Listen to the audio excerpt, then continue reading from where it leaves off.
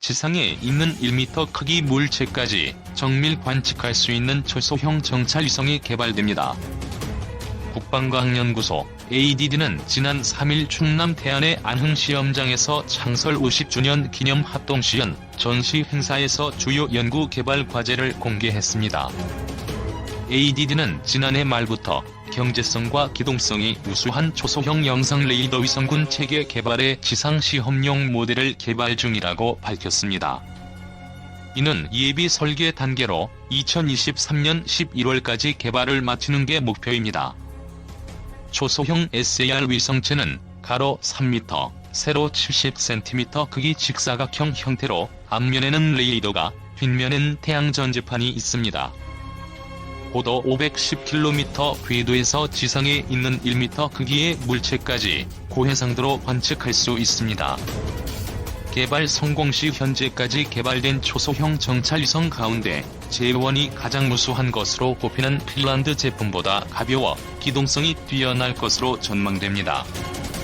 이번 행사에서는 스텔스를 탐지할 수 있는 광자, 양자 레이더 기술, 적이 무인기나 로켓 등을 레이저빔으로 무력화할 수 있는 레이저 요격 장치 등에 관한 연구도 소개됐습니다.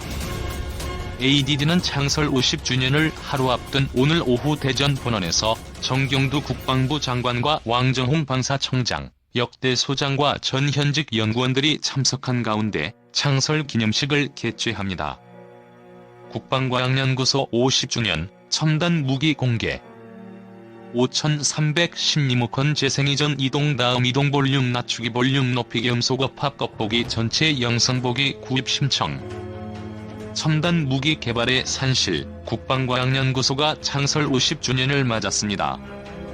인공지능과 우주 분야 등 첨단 과학에 과감히 도전하고 있는 국방과학연구소 종합시험장에 박성욱 기자가 다녀왔습니다. 홍상과학 영화를 통해 만날 수 있었던 군사용 웨어러블 로봇입니다. 무거운 장비를 휴대한 병사의 고속 이동을 위해 다리 근력을 수십 킬로그램까지 강화해줍니다. 무릎에 구동기가 달려있어서 하중을 꽉 잡아줍니다. 엉덩이 쪽에도 스프링이 들어가 있어서 앞으로 처지거나 하는 힘들을 잡아주면서 40kg을 버티는 것이죠. 무거운 지뢰 탐지기의 무게를 지지해 당초 20분가량 가능하던 탐지 작업을 배 이상 늘려주는 웨어러블 로봇도 개발 중입니다. 국방과학연구소가 창설 50주년을 맞아 첨단 무기 개발이 한창인 종합시험장을 공개했습니다. 체계 개발이 한창인 차세대 한국형 전투기 KF-X에 장착될 최첨단 레이더와 무인 수색 차량, 정찰용 무인 항공기 등이 눈길을 끌었습니다. 차세대 한국형 전투기 KF-X에 장착될 AESA 레이더입니다. 기존의 기계식 레이더보다 1000배 빠르게 동시에 10개의 목표를 탐지할 수 있는 이 레이더는 이번 달 출고를 앞두고 있습니다. 1970년 소총 한자로 만들지 못하던 기술력에서 현재는 미사일과 훈련기, 자주포 등 최첨단 무기를 전력화하며 세계 9위 수준의 국방과학 기술을 갖추게 되었습니다. 최근에는 우리 군 최초의 전용통신 위성 아니시스 II호 위성 개발에 성공하며 우주 분야로까지 지평을 넓히고 있습니다. 한반도 평화를 위해서 핵미사일을 무력화할 수 있는 비행무기, 그리고 첨단 국방과학, 우주 분야, 양자 분야, 그리고 합성생물학 과학 분야에 끝없이 상상하고 끝까지 도전하도록 하겠습니다. 국방과학연구소는 최근 합성생물학 기술을 적용한 코로나19 치료제의 영장류 시험에서 발열 완화와 바이러스 감소 효과가 있었다며 민간 제약회사와의 협업을 통한 치료제 개발에도 속도를 낼 것이라고 밝혔습니다. KF-X 전투기에 장착될 최강 미사일은 KF-X 전투기에는 미테어 공대공 미사일을 사격할 수 있게 되면서 전술적인 이점은 기존 공군이 보유한 AIM-120 공대공 미사일보다 더욱 큰 것은 알려져 있다. 사실 양자의 공대공 교전 능력 차이는 공대공 교전에서 거의 비교하기 불가능할 정도의 큰 차이라고 해도 과언이 아니다. 발사 직후 짧은 로켓 모터 작동 시간에 급격하게 축적한 에너지에 의존하여 표적으로 돌입하는 암람 공대공 미사일은 로켓 모터가 고체 연료를 연소하는 도중에는 항력이 추력보다 낮은 조건에서 에너지를 잃지 않고 비행할 수 있으며, 이런 조건에 부합하는 속력과 하중 배수 등에 따라서 내지가 형성된다.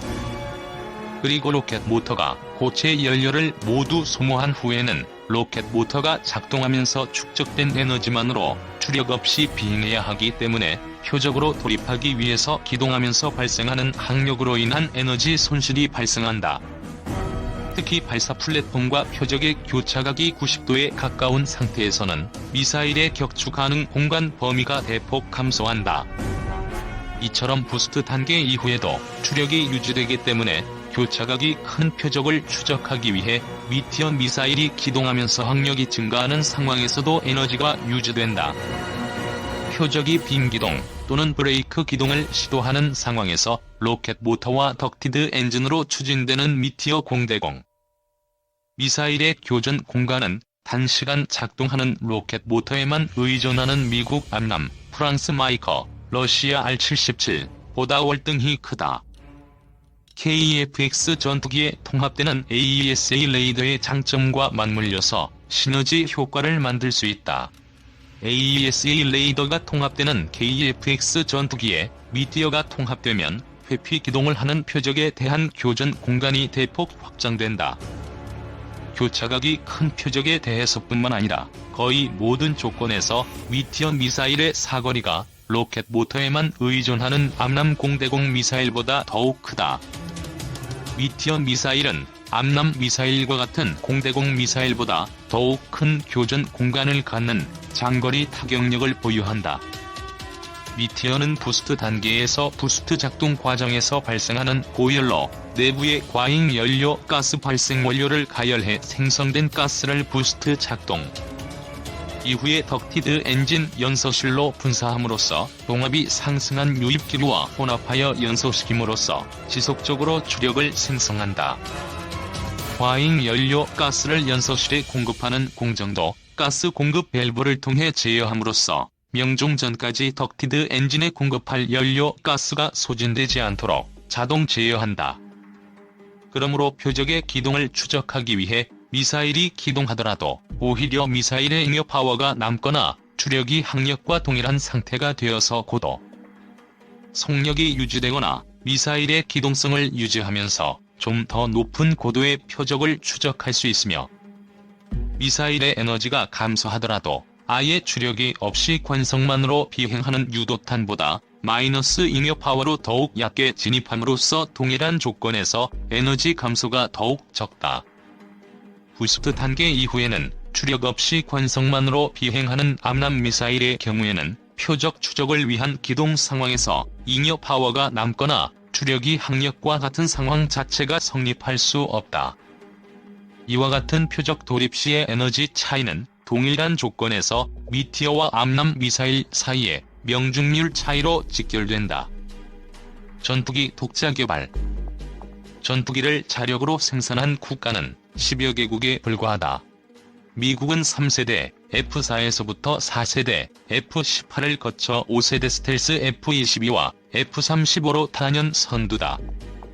러시아도 미그와 수호이를 거쳐 스텔스기인 T-50까지 갔다. 양자 경쟁에 프랑스가 미라지에 이어 4.5세대인 라팔로 뒤쫓지만 한 발 뒤진다. 근래는 중국이 제2-20 스텔스 전투기를 선보이며 미국과 러시아를 따라잡으려 한다. 인도는 4세대 테자스를 넘어 러시아와 공동으로 스텔스급 FGF-A를 개발 중이다. 브라질은 이탈리아와 협력으로 출발했다가 이젠 경전투기 A-29 슈퍼 투카노를 13개국에 수출할 정도이고 대형 수송기까지 자체 개발을 마쳤다.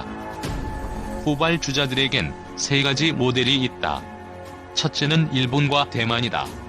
일본의 경우 F3라는 스텔스 전투기까지 보유했고 대만은 초음속 경전투기 징고를 개발했다. 하지만 미국의 철저한 통제 아래 이뤄낸 성과여서 족쇄가 채워져 있다. 둘째는 이스라엘이다. 두 차례 아랍과의 전쟁 후 자체 전투기 확보에 목을 매 F-16급인 라피까지 개발해 독자 기술을 확보했지만 스스로 생산을 포기했다. 대신 스텔스기 도입에 항전과 무장 시스템은 자체 장비를 장착하기로 하는 등 미국으로부터 최대한 실리를 끌어내는 노선으로 돌아섰다. 셋째는 스웨덴이다. 비겐, 그리펜에 이어 5세대 그리펜 엔진을 진행 중인데 주요 장비를 타국에서 도입하면서도 핵심 기술은 철저하게 독자 개발을 추구한다. 한국은 한미동맹으로 미국의 울타리 안에 있지만 스웨덴 모델이 바람직하다. KF-16 면허 생산, 경공격기 KA-1 설계 생산, 초음속 훈련기 T-50 양산과 수출에 이르는 과정을 거쳐왔고 보람의 사업으로 불리는 한국형 전투기 개발 사업에 진력하고 있다. 스텔스기 F-35 도입에 연계된 핵심 기술 이전을 미국이 거부한 뒤 이제 KF-X 사업에 AESA 레이더 등을 자체 개발할 수밖에 없게 됐다. 개발을 맡은 국방과학연구소는 2006년부터 시작해 전차와 호위함의 응용시험을 거쳐 현재 항공기에도 적용 중이다. AESA 레이더로 공대공을 넘어 공대지, 공대해 모드까지 개발해야 하는데 목표 시점을 3년 앞당겨 2021년까지 마치고 2025년 시제기에 통합기술을 적용하겠다고 한다. 미국, 유럽의 기술 이전에 매달리지 않고 독자 개발로 가려면 결국 예산과 인력을 늘려줘야 한다. 한국형 전투기 개발이 꼭 가야 할 길이라면 선택과 집중을 할 수밖에 없다.